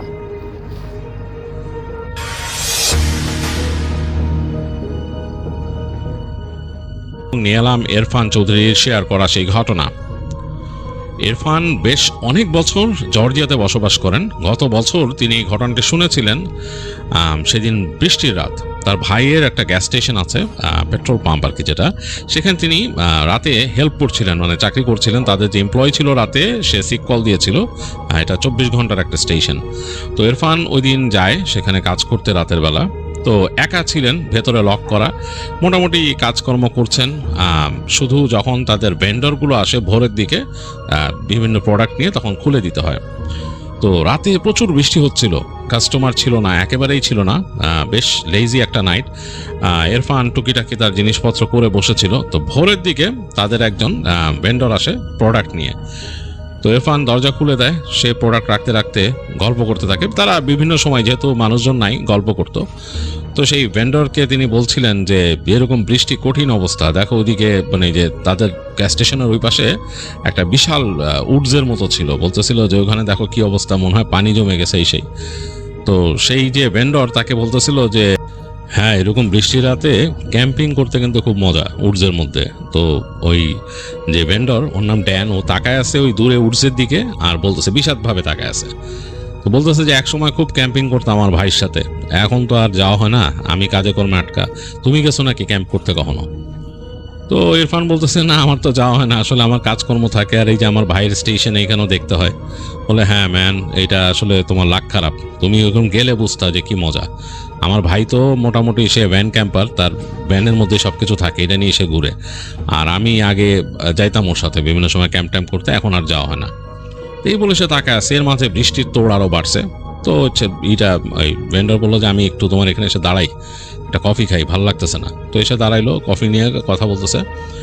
তো তখন ইরফান একটু ইন্টারেস্ট ফিল করলো। এমনি বৃষ্টি, কাস্টমার কিচ্ছু নাই। তো বলতেছে যে তুমি যে ক্যাম্পিংয়ে গেছো কেমন লাগতো বৃষ্টির সময়? মানে এটা তো অন্যরকম একটা অবস্থা, বৃষ্টিতে ক্যাম্পের ভিতরে থাকতা? বলে হ্যাঁ, টেন্টে থাকতাম, একটু এমন জায়গায় টেন্ট করতাম, উপর দিয়ে আর একটা কিছু দিয়ে নিতাম, এই পাশে বড় একটা ত্রিপল দিয়ে ঢেকে দিতাম যাতে পানি আমার তাঁবুতে না আসে। আর তাঁবু তো এটা বাথটাব ফ্লোর, তো সুতরাং মানে ওই নিচে পানি চলে যায় পাশ দিয়ে, এরকম জায়গায় করতাম আর কি, সুটেবল প্লেসে। তো ভালোই লাগতো, বেশ মজা লাগতো, স্পুকিও মনে হইতো। তো ইরফান বলতেছে যে স্পুকি কেন মনে হইতো? মানে তুমি তোমার ভাই কিছু দেখছো নাকি জাস্ট তোমরা ওই রাত্রেবেলা ফরেস্টে ক্যাম্পিং করতেছে এর জন্য ভয়ে তোমাদের কাছে স্পুকি লাগতো? ফিলটা ওরকম হইতো। তখন ড্যান বলতেছে যে না, অ্যাকচুয়ালি আমি কিছু দেখি নাই, বাট ফিল তো অবশ্যই আছে, কারণ আমাদের বাড়ি হচ্ছে নর্দার্ন সাইডে। এখানকার নর্দার্ন সাইডে যে উডস, এটা কিন্তু অনেক ডেন্সড। আর ওই জায়গায় মানুষ বলে, আমরা ছোটোবেলার থেকে শুনে আসছি যে ওই জায়গায় বিগফুট আছে, এবং অনেকে দেখছে বিগফুট। তো এটা আমাদের কানেই আসতো, আর বয়সও তখন কম ছিল। তা আমি আর আমার ভাই কিন্তু মেইনলি ওখানে যাইতামই আসলে এই বিগফুট দেখার জন্য। তো আমার আব্বার পুরানো ট্রাক ছিল একটা ফোর্ডের, তো ওইটা নষ্ট থাকতো প্রায়। তা আমার ভাই ওইটা রিপেয়ার করতো। ও রিপেয়ার করতে করার পরে আমি আরও এরকম করে চলে যেতাম জিনিসপত্র নিয়ে, যে ওখানে ক্যাম্প করতাম বিভিন্ন জায়গায় তাঁবু ফেলে, মানে যেই জায়গাগুলো তাঁবু ফেলার জন্য আর কি, মানে তাঁবু ফেলে ওখানে করতাম, ক্যাম্প করতাম, আর দেখতে চাইতাম যে এরকম কিছু আছে নাকি। রাতের বেলা বেশ উইয়ার্ড হয়ে যেত জায়গাটা, মানে একেবারে মানে ডেন্সড ফগ আসতো, বড় বড় গাছ, অন্যরকম, তুমি দেখলেই ভয় পাবা। তো ফিল তো অবশ্যই আছে। তো তখন ইরফান জিজ্ঞেস করছে তুমি কিছু দেখো নাই? বলে যে না, আমি দেখি নাই, বাট আমি শুনছি, আমি শব্দ শুনছি। আমি একবার এরকম ক্যাম্পে গেছি আমার ভাইয়ের সাথেই, ক্যাম্প আমরা দুজনেই ছিলাম, ক্যাম্প করতেছিলাম। তো রাতের বেলা হঠাৎ করে পানি খেতে যেয়ে দেখি যে আমাদের যে পানির কন্টেইনার, ওইটার নিচে সামান্য একটু পানি আছে, মানে পানি প্রায় শেষ। আর আমি মোটামুটি বেশ পানি খেতাম। তো আমার মানে টেনশন লেগে যায় যে পানি তো নাই, পানি লাগবে। তো কি করব, চিন্তা করলাম যে আমি নেমে যাই একটু মানে আমাদের যে ক্যাম্পটা ছিল এটা একটু আপহিলে ছিল, তো ওখান থেকে নামার চিকন রাস্তা আছে, ওই রাস্তা দিয়ে গাছগাছালির মধ্যে দিয়ে যেতে হয়। নিচে নামলে একটা ক্রিক আছে, মানে একটা খালের মতো আর কি। তো ওইখানে মানে স্প্রিং ওয়াটার আছে অনেক। তো চিন্তা করছি যে ওখান থেকে পানি ভরে নেই, আর আমার এমনি একটু রেস্টরুমে যাওয়ার দরকার ছিল। তো আমি তাড়াতাড়ি ওখান থেকে একটা বটল নিয়ে বড় আমাদের ট্রাক থেকে আমি ভাইরে বললাম যে আমি যাচ্ছি। তা আমার ভাই একটু মানে টেনশনে পড়লো, বললো যে তুই একলা একলা ওদিকে যাবি, বলে যা। আমি ভাইরে বললাম ডোন্ট ওয়ারি, আসতেছি। পরে আমি ফ্ল্যাশ লাইট নিয়ে নেমে গেলাম। নামতে নামতে আমি টেনশন করতেছি, মানে একটু টেনশনে পড়লাম, কারণ সামনে কিন্তু অন্ধকার, আমার ফ্ল্যাশ লাইটের আলো যা পড়তেছে মাটিতে, এবং আমার নি লেভেলে মানে আমার হাঁটু পর্যন্ত মোটামুটি ফগ উড়ে বেড়াইতেছে গাছপালার মধ্যে দিয়ে, কারণ ওই সময় ওয়েদারটা এরকম ছিল। আর রাতের বেলা আমরা যে জায়গায় ক্যাম্পিং করছি, মানে আমাদের মতো জায়গায় ক্যাম্প সাইট থেকে কিন্তু মানুষ হাঁটাচলা করে না, কারণ একদম পোষা জায়গায় আমরা ক্যাম্পিং করি নাই। এটা একদম পোষা জায়গা না, যেমন অনেক জায়গায় মানে দেখানো থাকে পার্কের যে এই জায়গায় ক্যাম্প করবেন এই সেই, কিন্তু আমরা করছি একদম উডসের ভিতরে এসে হিলের উপরে। তো যাই হোক, তো এইখান থেকে আমি নামতেছি, নিচের দিকে নেমেই যেতেছি, কারণ ক্রিক হচ্ছে নিচে। তো আমি নামতে নামতে এক জায়গায় গেলাম, সেই জায়গায় বসে আমার কাজ সারলাম। তারপরে আমি আরও নেমে গেলাম ওয়াটার বটল হাতে ক্রিকের দিকে। তো যখন ক্রিকের কাছে আসছি, এসে দেখতেছি যে চাঁদ বের হয়েছে, মেঘের ফাঁক থেকে চাঁদ বের হয়েছে, খুব সুন্দর আলো পড়ছে চারিদিকে। মানে ক্রিকের ওই পাশেও যে উডস ওইটার উপরেও পড়ছে, এবং পানির মধ্যে পড়তেছে, এবং পানিটা খুব সুন্দর বয়ে যেতেছে শব্দ করে, কুলকুল করে, মানে খুব সুন্দর লাগতেছে। তা আমি কিছুক্ষণ মোহিত হয়ে গেছি, মানে আমি ওইদিকে মানে দাঁড়ায় জাস্ট তাকায় আছি, এত সুন্দর লাগতেছে। তো যাই হোক, তারপর আমি আমার বাটলে পানি ভরা শুরু করলাম, পানি ভরলাম, পানি ভরে পুরো ফুল করলাম, ঘুরে আসতেছি, ঘুরে আসতেছি। এই সময় আমি ঠিক পেছনে একটা ডাক শুনলাম, মনে হলো যে ক্রিকের ওই পারে কিছু একটা চিৎকার করলো, এমন চিৎকার যে চিৎকারটা আসলে আমি কখনো শুনি না। আমি কিন্তু জানি বেয়ার কিভাবে ডাকে বা অন্যান্য অনেক প্রাণীর আমি শব্দ জানি, বাট এই শব্দের সাথে আমি পরিচিত না। বেশ টানা একটা শব্দ, মানে প্রথমে বেশ ভারী হয়ে গেছে, তারপরে কেমন করে যেন টেনে গেছে শব্দটা। তো ভয় পেলাম প্রচণ্ড। তা আমি দাঁড়ায় গেছিলাম, দাঁড়ায় গিয়ে পিছনে তাকাইছি, তাকায় দেখতেছি যে কি ব্যাপার, কিছু দেখা যায় কিনা। দেখলাম যে না, কোনো কিছু দেখা যাচ্ছে না। তো আমি ফ্ল্যাশ লাইট মারলাম ওইদিকে। এখন আকাশে কিন্তু জ্যোৎস্নার আলো ছিল, তারপরও ফ্ল্যাশ লাইট মারছি, ওই পাশের গাছগাছালির মধ্যে যে পড়ছে। আমি ডানে বামে ফ্ল্যাশ প্যান করলাম, মানে আলোটার এই দিক আর ওই দিক করলাম, কিচ্ছু দেখা যাচ্ছে না। তো আমি যখন ডান দিকে ঘুরায় ফেলছি ফ্ল্যাশ লাইটটা, এই সময় বাদিক থেকে মনে হলো আবার একটা এরকম চিৎকার আসলো, মানে বেশ টানা, এবং মনে হলো আরও জোরে। তো আমি সাথে সাথে ফ্ল্যাশ লাইট ঘুরায় ওঠা শুরু করলাম উপরে, মানে আমাকে যেতে হবে, মানে যেদিক থেকে আসছে ওদিকে যেতেই হবে, আমার ক্যাম্পে চলে যেতে হবে তাড়াতাড়ি। তো আমি তাড়াতাড়ি উঠতেছি, মানে কষ্ট হইতেছে, বোতলটা বেশ ভারী ছিল, প্রায় 2 লিটারের মতো ভারী। তো নিয়ে আমি উঠতেছি, উঠতে উঠতে আমি ক্যাম্পের কাছে আসার পরে দেখলাম যে আমার ভাই খুব অ্যাংশাসলি দাঁড়ায় ছিল, বলতেছে যে কিসের শব্দ হলো, কি যেন ডাকছে। তাই আমি বললাম যে ইয়া রাইট, তুমি শুনছো? আমিও তো শুনে আসলাম। আর ভাই বলতেছে হ্যাঁ আমিও শুনছি, আমি তো টেনশনে পড়লাম যে কি ব্যাপার। বলে যে হ্যাঁ, তো আমরা 2 ভাই ওই দিন খুব মানে রাতে যখন শুইছি ভয়ে ছিলাম, আমরা ভয়ে ছিলাম যে মানে কি জিনিসের ডাক শুনলাম, এটা কি আসলে বিগফুট কিনা। আবার কিউরিয়াসিটিও ছিল আমার ভাইয়ের মধ্যে, একটু বেশি ছিল। তো যাই হোক, আমরা অনেকক্ষণই ঘুমাইতে পারি নাই, ভোরের দিকে ঘুম আসছে, পরে ঘুমাই গেছিলাম। তো ওই দিন চলে আসছে, আর কিছু দেখা হয় নাই। তো এইটা হলো আমার ঘটনা। কিন্তু তোমার আমি আরো মজার ঘটনা বলতে পারি, আমার ভাই কিন্তু দেখছে বিগফুট। তো তখন ইরফান বলছে তোমার ভাই দেখছে মানে? বলে হ্যাঁ, আমার ভাই যে বলছি তোমার, যে ও তো ভ্যান ক্যাম্পার, ও ভ্যান নিয়ে যায় আর কি। তো ওর সাথে ওর বিড়াল আছে, ও বিড়াল নিয়ে চলে যায়, ওখানে যে রাত্রেবেলা বসে থাকে, মানে ওর যখন খুশি হয় যেরকম ও চলে যায়। তা আমার ভাই আজ থেকে বছর 5 আগে এরকম গেছিল, তো সে তার ভ্যান নিয়ে বেরিয়েছে, তখন তার নতুন ভ্যান আর কি, মানে নতুন শুরু করছে, মানে খুব ভালো না ভ্যানটা, মোটামুটি একটা ভ্যান ছিল তার। যাই হোক, ওই ভ্যান নিয়ে সে ওখানে চলে গেছে, মোটামুটি তার সব কিছু এখানে সেট আপ করা, ভ্যানের মধ্যে ঘুমানোর জায়গা টাকা বানানো। তো গেছে ওর সাথে ওর বিড়াল। তো ও একা গেছে, তো একা কিন্তু প্রায়ই যায়, ওর এটা অভ্যাস হয়ে গেছে। ও বিভিন্ন উডসে যায়, বিভিন্ন ক্যাম্প সাইটে যায়, ভ্যান নিয়ে থাকে, রাত্রে ওখানে বসে থাকে, ওইটা ওর অভ্যাস। তো ওই দিনও গেছে। তো ওই দিনও যখন যাচ্ছে তখন থেকে ও ফোরকাস্টে দেখছিল যে বৃষ্টি আসন্ন, আর ওই যেতেই রাস্তার মধ্যে বৃষ্টি শুরু হলো। তো প্রচণ্ড বৃষ্টি মাথায় নিয়ে ও ঢুকলো আর কি, যেই ক্যাম্পিং এসে যাওয়ার কথা সেখানে গেল। তো গিয়ে যাইতে তো ও তো একটু থাকেই একটু জায়গায়, যেহেতু ওর নিজস্ব ভ্যান আছে, ও ওইটাতেই থাকবে। তো যে একটু রিমোট জায়গায়, যেই জায়গাটায় আর কি ও পছন্দ করে, এরকম একটা জায়গায় ভ্যান নিয়ে ঢুকছে। তো ঢুকতে যেই দেখতেছে তখন ও যে অফ রোড যে যাচ্ছে ওই জায়গায় বেশ কাদা হয়ে গেছে বেশ। তো তো এই কাদার মধ্যে দিয়ে অফ রোডের এক্সপিরিয়েন্স নিতে নিতে ও সামনে এগিয়ে গেল। ও জায়গাটা চিনে, কারণ ও এর আগে এসে ওটা সিলেক্ট করে গেছে যে জায়গায় সে আসবে। এর আগে এসে সে ঠিক করছে যে এইখানে থাকবে। তো যাই হোক, এখন যদি মানে তার ভাগ্য খারাপ হয় অন্য কোনো গাড়ি থেকে যায়, তাহলে তো আর ওখানে থাকা হবে না। তো এগুলা চিন্তা করতে করতে সে এগিয়ে যাইতেছে যাতে অন্য কেউ ওখানে আবার ক্যাম্প না করে। তো এই চিন্তা করতে করতে ও গাড়ি নিয়ে 100 পৌঁছায় গেল, দেখলো যে না, জায়গাটা ফাঁকা, কারণ এই জায়গায় একটু বৃষ্টি হয়েছে, তো আরো মানুষ আসে নাই। তো ও যে ঢুকলো, তো ওই জায়গাটা হচ্ছে এরকম একটু ওভাল টাইপের, মানে ঘুরানো একটা গোল টাইপের জায়গা। চারিপাশ দিয়ে গাছ কিন্তু ঘুরে আছে, আর একটা পাশ দিয়ে খোলা, এবং ওই খোলা জায়গা দিয়ে দূরে পাহাড়গুলো দেখা যায়। তো ও কিন্তু এই জন্যই জায়গাটা সিলেক্ট করছিল। আগের বার এসে দেখছিল যে, আর ও চিন্তা করছিল যে, ওই যে ভয় পাচ্ছিল যে অন্য কোনো গাড়ি এসে পড়ে নাকি, জায়গাটা সুন্দর, কেউ যদি এখানে দেখে আবার এখানে আসে, এর জন্য চিন্তা করতেছিল। যাই হোক, তো গিয়ে দেখছে যে ওই একা। তো ওখানে গাড়ি ঢুকাই দিচ্ছে, গাড়ি ঢুকায় গাড়ি রাখলো। রাখার পর যখন ইঞ্জিন অফ করছে, পুরা কোয়াইট, শুধু বৃষ্টির শব্দ হইতেছে, ওর গাড়ির উপরে যে পড়তেছে বৃষ্টির শব্দ হইতেছে, এবং ওর কাছে বেশ মানে ভালো লাগতেছে, মজাই লাগতেছে। ওর বিড়াল এতক্ষণ ছিল, তো বিড়ালে নিয়েও কিছুক্ষণ খেলা টেলা করলো, খাওয়া দাওয়া করলো, এগুলো করলো বসে ইসের মধ্যে, ভ্যানের মধ্যে। তো তারপরে আর তো কিছু করার নাই, দুইজনে ওই যে বিড়াল নিয়ে বসে সে ওই পিছনে ভ্যানের যে পিছনের অংশটা একটা শেড টেনে দিয়ে ও খুলে দিছে, পিছনের ভ্যানের অংশটা। তো খুলে দিয়ে ও দেখতেছে দূরে এমন জায়গায় ভ্যানটা রাখছে ব্যাক করে, যে ওখান থেকে পিছনে পাহাড়ের খোলা অংশটা দেখা যায় আর কিছু গাছগাছালি। তো ওখানে বসে দেখতেছে কিভাবে বৃষ্টি পড়তেছে, কারণ আকাশের আলোতে বৃষ্টিটা বোঝা যাচ্ছে, অন্ধকার হলেও আকাশের আলোতে বৃষ্টি বোঝা যাচ্ছে, এবং মাঝে মাঝে বজ্রপাত চমকাচ্ছে। ওই লাইটনিং এর আলোতে চারিদিক আরো অন্যরকম লাগে, মানে যখন দূরে লাইটনিং চমকায়, মানে ওই যে পাহাড়ের উপরে, তখন চারিপাশ ঝকঝকা হয়ে যায়, মানে পাহাড়গুলো দেখা যায়, আর এই পাশের গাছগাছালিও দেখা যায়, আর এর মধ্যে বৃষ্টির ফোঁটাগুলো পড়তেছে, তো বেশ লাগতেছে, এবং একটু পরপরই মানে এই বিজলি চমকাইতেছে। তো দেখে বেশ ভালো লাগতেছে, বিড়াল নিয়েও বসে বসে দেখতেছে। তো অনেকক্ষণ এরকম দেখলো, তখন চিন্তা করলো যে না, আর তো কিছু করার নাই, আমি শুয়ে পড়ি, আর কি করব। তো এই চিন্তা করে সে দরজাটা লাগাই দিল, দরজা লাগাই দিয়ে বিড়ালকে তার মতো পাশে শোয়াই দিল, এবং নিজে শোয়ার প্রস্তুতি নিতেছে। তো এই সময় ওর জানি কেমন একটা ফিল হইলো। ফিলটা হচ্ছে মানে হঠাৎ করে বিজলি চমকাইছে, তো এই পাশের উইন্ডোতে সে তখনও পর্দা টানে নাই, ওর এখানে কার্টেন ছিল।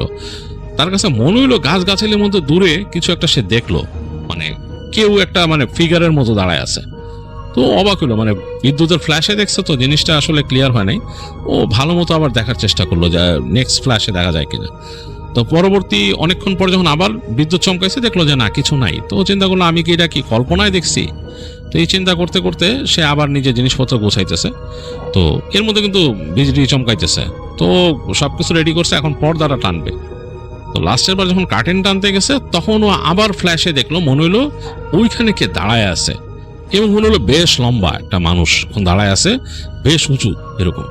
তো তখনই ওর মনের মধ্যে কিন্তু বা মানে এরকম চিন্তা ভাবনা ঢুকে গেছে যে এটা কি অন্য কিছু নাকি, কারণ মানুষের হাইট এত হওয়ার কথা না। দেখেই মনে হচ্ছে 7 থেকে 8 ফিট উঁচা। একটু ভয়ও লাগছে, মানে আমার ভাই কিন্তু মোটামুটি বেশ সাহসী, মানে ওর নাম ডাস্টিন, ও আমার থেকে বেশি সাহসী। তো ও মনে মনে চিন্তা করলো যে এটা যদি বিগফুট হয়ে থাকে, এটা তো মানে ক্যাপচার করা, ছবি তোলা বা কিছু তো আসলে মানে একটা কঠিন জিনিস। এটা তুলতে পারলে বা এটা ডকুমেন্ট করতে পারলে তো বিশাল একটা ব্যাপার। তো সে যেরকম কিউরিয়াসিটি ফিল করতেছে বা আগ্রহ ফিল করতেছে যে এটা ছবি টবি কিছু তুলতে পারি কিনা, বা যেটা দেখছি ওটা আসলে রিয়েল কিনা, একই সাথে সে ভয়ও পাইতেছে, কারণ জিনিসটা তো আসলে অতিপ্রাকৃতই, কারণ এখন পর্যন্ত তো এরকম কোনো প্রমাণ নাই এরকম কিছু দেখার। আর এটা কেমন ইন নেচার, ফেরোসাস কিনা হুনোস। তো এই জন্য ভয়ও পাচ্ছে। তো চিন্তা করতে করতে তার মানে মাথার মধ্যে একটা ডিলেমা তৈরি হলো, মানে সে এটা ছবি তোলার চেষ্টা করবে বা এটা নিয়ে আরো একটু ফাইন্ড আউট করার চেষ্টা করবে, নাকি ঘুমায় যাবে। এই চিন্তা করতে করতে হঠাৎ চিন্তা করলো যে আমি বের হই, আস্তে করে বের হই। তো ওর যে এখানে একটা বক্স ছিল, ওই বক্সের ভিতর থেকে ওর হ্যান্ডিক্যাম আর ফ্ল্যাশ লাইট নিয়েও বের হয়। তো ওর যে হ্যান্ডিক্যাম, ওইটা কিন্তু বেশ ভালো নাইট মোড ক্যাপেবল একটা হ্যান্ডিক্যাম, বেশ ভালো ভিডিও হয়। তো ওইটা নিছে, আর ওই পরে নিছে, রেইনকোট পরে নিছে যাতে বৃষ্টিতে সমস্যা না হয়। তো ফ্ল্যাশ লাইট নিয়ে বের হইছে। বের হয়ে এসে ভ্যানের এই পাশ থেকে বের হইছে ফার্স্টে, মানে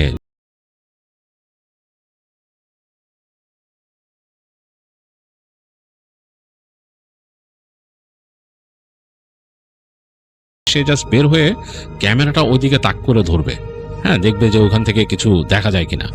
তো বৃষ্টি কিন্তু পড়তেছে, ওর জ্যাকেটের মধ্যে পটপট পটপট করে বৃষ্টি পড়তেছে। তো আস্তে আস্তে ভ্যানের সাথে গা লাগায় লাগায় একদম শেষ মাথায় গেছে, গিয়ে ওর যে ক্যামেরাটা সেটা অন করছে।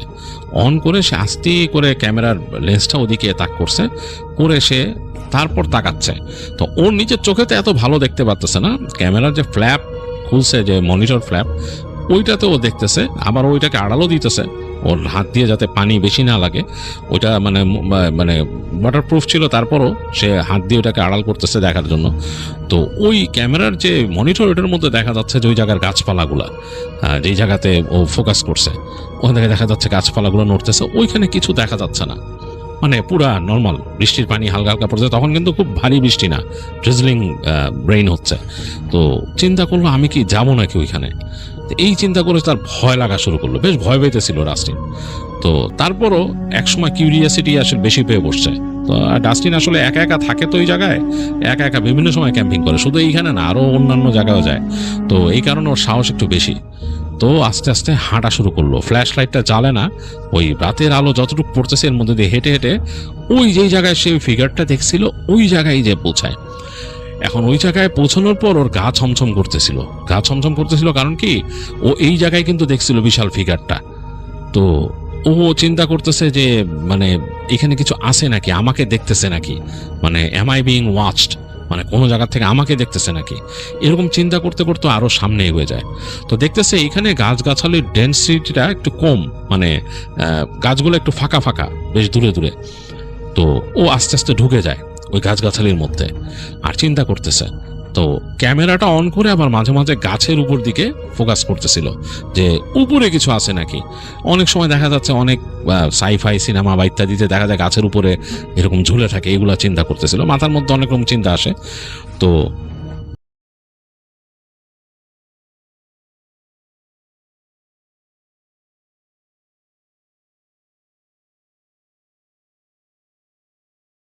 গাড়ির মধ্যে ছিল টিজার গান ছিল, তারপর পেপার স্প্রে ছিল। তো এইগুলা দিয়ে তো আসলে কোনো কিছু হবে না, যদি এটা মানে অন্যরকম কোনো ক্রিয়েচার হয়, বিগ ফুট টাইপের। আর অ্যাকচুয়ালি এটা জানেও না কেউ কিছু, জিনিসটা কি এটা তো আসলে মানুষ বলে যে দেখছে, বাট এটার কোনো নেচার বা কিছু কেউ বলতে পারে না। যা মানুষ বলে এগুলা মনে হয় শুনলে যে এগুলা আসলে এক্সাচুরেট করা, মানে মানুষ আসলে শিওর না। তো যাই হোক, এগুলা চিন্তা করে ডাস্টিন দেখতেছে গাছের মধ্যে এরকম ও ক্যামেরা তাক করে করে যাচ্ছে আর হাঁটতেছে। তো হাঁটতে হাঁটতে অনেক দূর চলে আসছে। তো ও চিন্তা করলো যে কিরে, আমি গাছের দিকে ক্যামেরা তাক করতে করতে আমি পিছনের রাস্তাও ঠিক মতো দেখি নাই, এই অংশটাতে ও হেঁটে আসেও নাই এর আগে কখনো। তো ওর চারিপাশে শুধু গাছপালা, অনেকটা হারায় যাওয়ার মতো অবস্থা হয়েছে। তো ডাস্টিন কিন্তু আরেকটু ভয় পেয়েছে। তো ভয় পেয়ে ও মানে মোটামুটি একটা আন্দাজ মতো হাঁটা শুরু করছে সামনে। চিন্তা করছে ওদিক দিয়ে বের হইলে মনে হয় ওর ওই যেখানে গাড়ি রাখা ওইখানে পাবে। আবার বিড়ালের জন্য অনেক চিন্তা হচ্ছে, বিড়ালকে গাড়িতে রেখে আসছে সে। যাই হোক, তো ও একটু ভয় ছিল ডাস্টিন। তো হাঁটতে হাঁটতে সামনে এগিয়ে যাচ্ছিল। এখন দেখলো যে এখানে গাছপালাটা একটু ডেন্সড হয়ে গেছে, এখান থেকে আসলে দেখার মতো উপায় নাই। তো তখন ফ্ল্যাশ লাইট জ্বালায়, ফ্ল্যাশ লাইট মারে। তো ফ্ল্যাশ লাইট যখন মারছে, ওর কাছে মনে হলো ওর থেকে বেশ কিছু দূর দিয়ে কিছু একটা দৌড়ে গেছে এবং বেশ ভারী, মাটিতে থপ থপ থপ থপ করে শব্দ হয়েছে। তো ডাস্টিন কিন্তু ভয় পাইছে, ও মনে করছে কোনো বেয়ার কিনা, কারণ বেয়ারও তো অনেক হ্যাভি হয়। ও ভয়ের চোটে একটা গাছ ধরে, মানে এক হাতে তো হ্যান্ডিক্যাম ধরা ছিল, একটা মোটামুটি একটা গাছ, মোটা গাছ ধরে গাছের পিছে ঘুরে গেছে দ্রুত, শব্দটা শুনে যে মানে এখানে বেয়ার অনেক সময় দেখা যায় এসে অ্যাটাক করে বসে এরকম ঠাস করে। তো চিন্তা করছে যে এই দিক থেকে শব্দ আসছে, ওদিক থেকে আসলে ও যদি গাছের পাশে চলে যায় তাহলে প্রথম অ্যাটাকটা ওই গাছের উপর দিয়ে যাবে। আর বেয়ার খুব ভালো চোখে দেখে না। তো ওইভাবে করে ওই গাছটাকে ঘুরে গেছে, পিছলা গাছ, হাতের মধ্যে পানি লেগে গেল। তো তাকায় দেখতেছে যে না, ওইখানে কোনো কিচ্ছু নাই, শব্দটা পাইছে, বিয়ারটি আর কিচ্ছু নাই। ও গাছের ফাঁকে থেকে এরকম দাঁড়ায়, মানে এমন একটা প্রিপারেশন যে ওকে কেউ অ্যাটাক করতে আসলে ও জাস্ট ঘুরবে গাছের পাশ থেকে এরকম। তো ওইরকম করেও লাইট মারছে চারিপাশে। লাইট মেরে দেখলে কিচ্ছু নাই, হালকা হালকা বৃষ্টির পানি এদিক দিয়ে পড়তেছে, গাছের পাতায় আটকায় যাচ্ছে অনেক, তারপর পড়তেছে। তো অনেকক্ষণ দাঁড়ায় থাকলো চুপচাপ। এই রাতের এই শব্দ, বৃষ্টি পড়া, এই পাতার মধ্যে বৃষ্টি পড়তেছে পটপট পটপট পট, এছাড়া কোনো শব্দ নাই। আর মাঝে মাঝে মেঘ গুড়গুড় করতেছে। তো ডাস্টিন তারপর চিন্তা করলো যে না, আমাকে আবার হাঁটতে হবে, এনে গাছের পাশে বসে থেকে তো লাভ নাই। তো আবার হাঁটা শুরু করে। হাঁটতে হাঁটতে একটা জায়গায় বের হয়, এই জায়গাটা একটু ফাঁকা। ফাঁকা এই জায়গার সামনে, মানে ও যেখানে বেরিয়েছে তার থেকে সামনে হালকা একটু ঢালু হয়ে গেছে, আর তার পাশে একটা পাহাড়, এবং পাহাড়ের ওইখানে নিচে একটা গুহা দেখা যাইতেছে, খোলা মুখ এরকম গুহাটার। তো ডাস্টিন একটু ভয় পাইছে গুহা মুখটা দেখে। অন্ধকার, ওই ভিতরে তো একদম অন্ধকার, আকাশে তো, এখানে তো বাইরে আকাশের আলো আছে, সেটা হালকাভাবে পড়ছে চারিদিকে, এটাতে যতটুকু দেখা যাচ্ছে বৃষ্টির ফোঁটাগুলো পড়তেছে, আর গুহা মুখটা হলো অন্ধকার, মানে একদম ডিপ ডার্ক। ওইখানে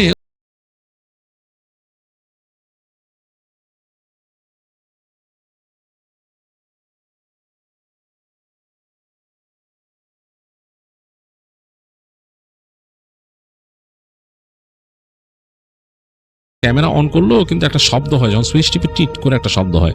তো চিন্তা করছে শব্দটা করবে না, লাস্ট মোমেন্টে যে একটা টিপ দিয়ে দেখবে আর কি ভিতরে কিছু দেখা যায় নাকি, বা নাইট ভিশনে কতটুকু আসে ভিতরে, এটা চিন্তা করতেছিল।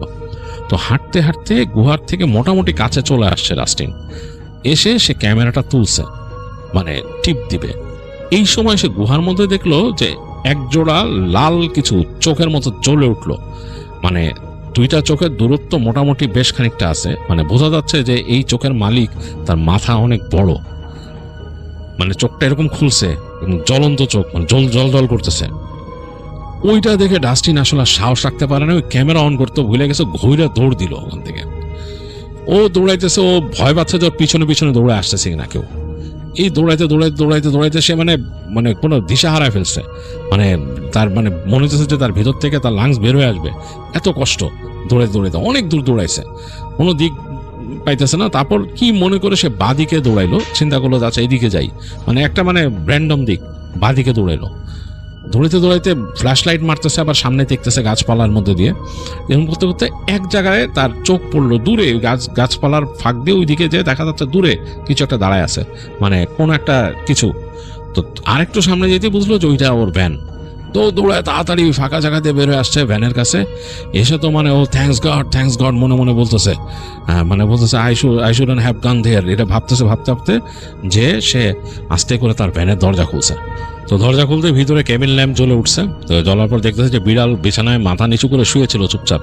তো ওকে দেখেই মাথা তুলে কেমন জানি ভয়ার্থভাবে ডাকলো।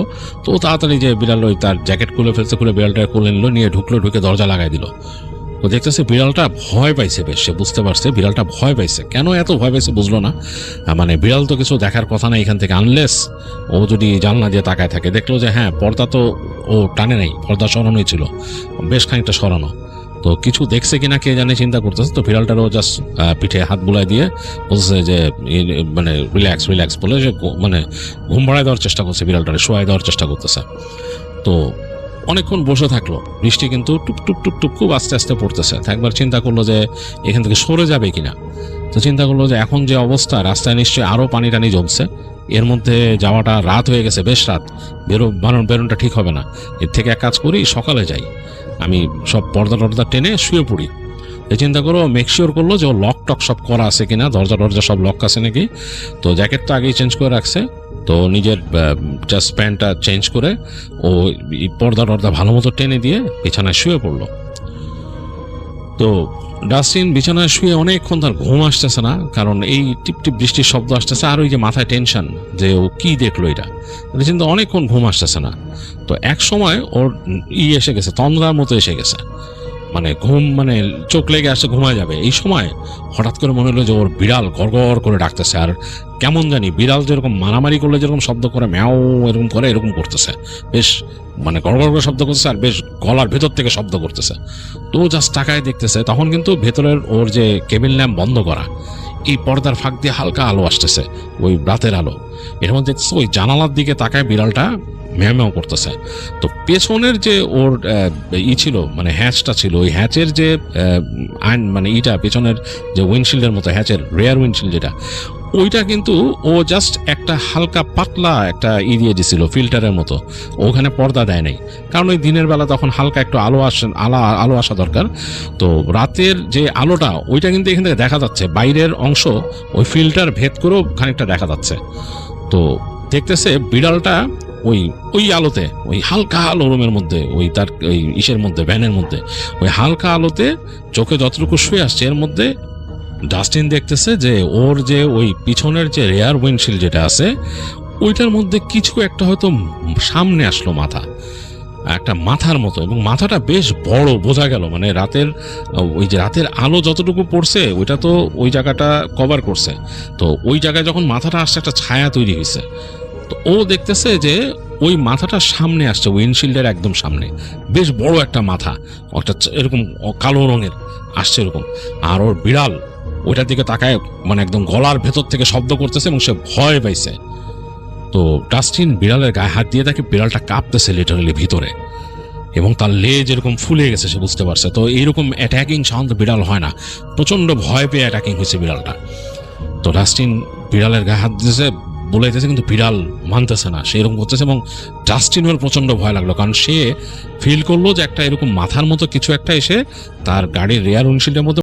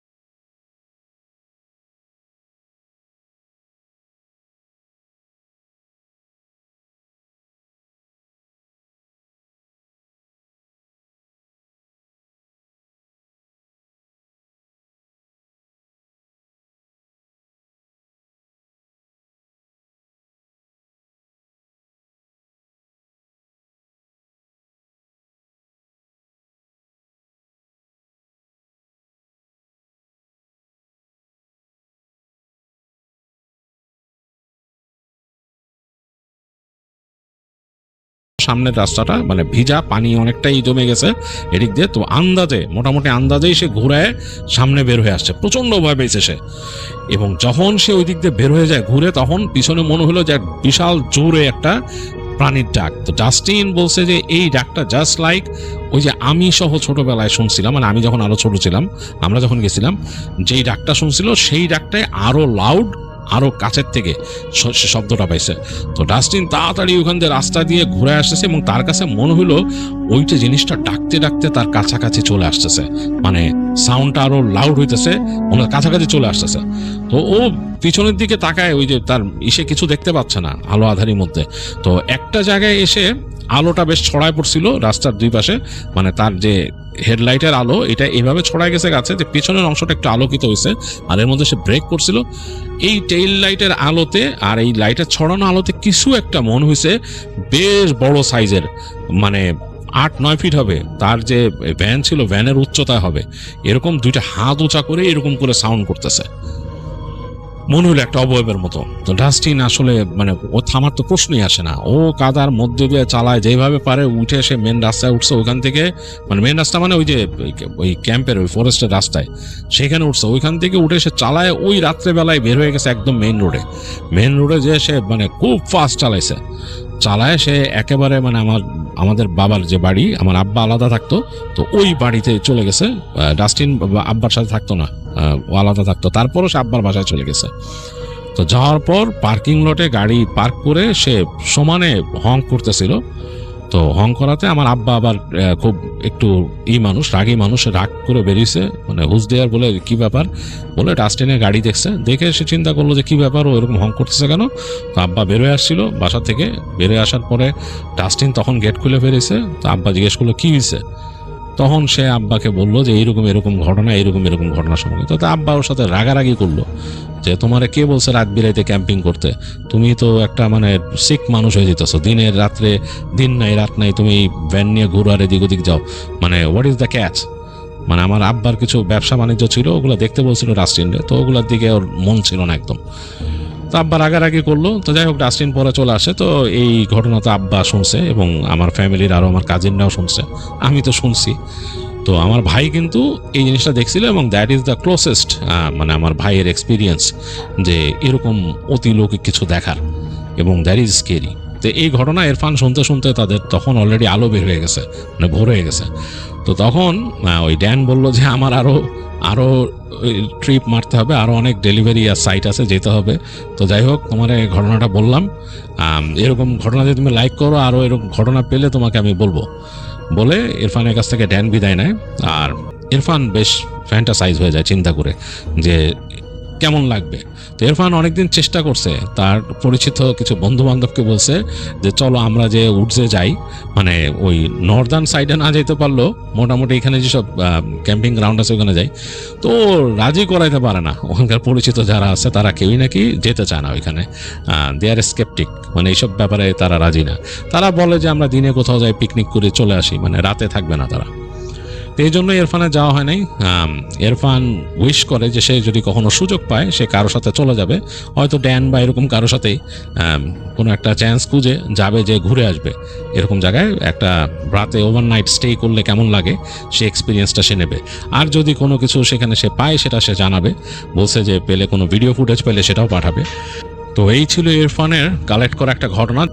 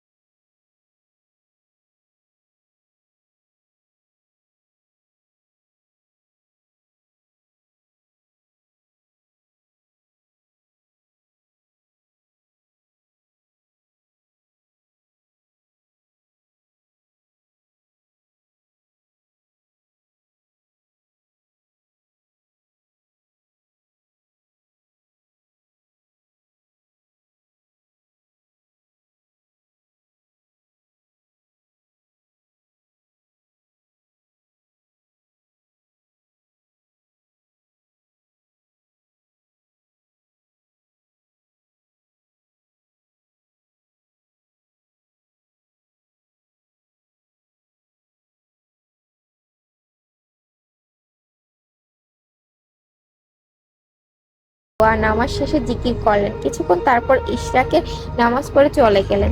তার পরিচয় জিজ্ঞাসা করার কথা মনেই নেই কারো। এরপর কিছুদিন পর তিনি আসতেন, নামাজ পড়াতেন, সাথে হালকা কথাবার্তা বলতেন, নিজে পরিচয় দিতেন না, বলতেন তিনি আল্লাহর বান্দা। তিনি মানুষের মুখে দেখেই তার সমস্যা বুঝতে পারতেন, সমস্যার সমাধান দিতেন। মুহাম্মদ চাচা তখন ঋণে জর্জরিত তার দিকে ফিরে বললেন, মিয়া এবার তোমার পাট খেতে দেখভাল ভালো করে করবা, আল্লাহ চাইলে মুশকিল আসান হয়ে যাবে। মোহাম্মদ তাই করলেন। সেবার অস্বাভাবিকভাবে পাটের দাম বেড়ে গেল, তার অনেকটাই সুদ হয়ে গেল। পরের বছর বেশ বড় বন্যা হয়েছিল। বন্যার বেশ কিছুদিন আগে জিন্দা ফিরে এলেন। নামাজ শেষে কয়েকজনকে ইশারায় বললেন, নিজের বাড়িঘর মেরামত করো মিয়া, খোঁজা বা নাও, আর সবাই মিলে এই মসজিদটাও ঠিকঠাক করা বড় করে।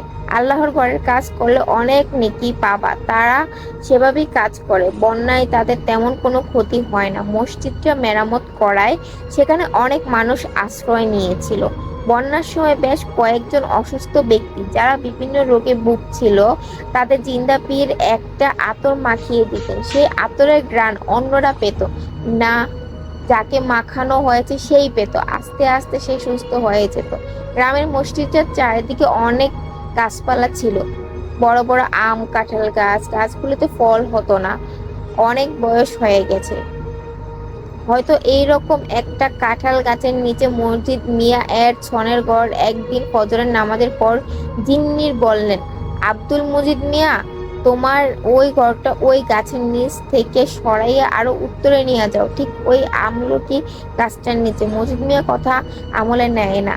দিন 15 পরে হঠাৎ একটা ঝড় আসে, সেই ঝড়ে সেই কাঁঠাল গাছটা ভেঙে পড়ে মজিদ মিয়ার ঘরের উপর। মজিদ মিয়া ঘরে ছিল না, খেতে কাজ করছিল। মজিদের বউ গেছে ধান, ছেলে মেয়েদের দুজন ঘরে, দুজনেই মারা যায়। এই ঘটনা মুখে মুখে ছড়িয়ে পড়ে। জিন্দা পীরের কথা না মানা এমনও হয়েছে সকলের মুখে মুখে। তখন জিন্দা পীরের নাম মসজিদের সামনে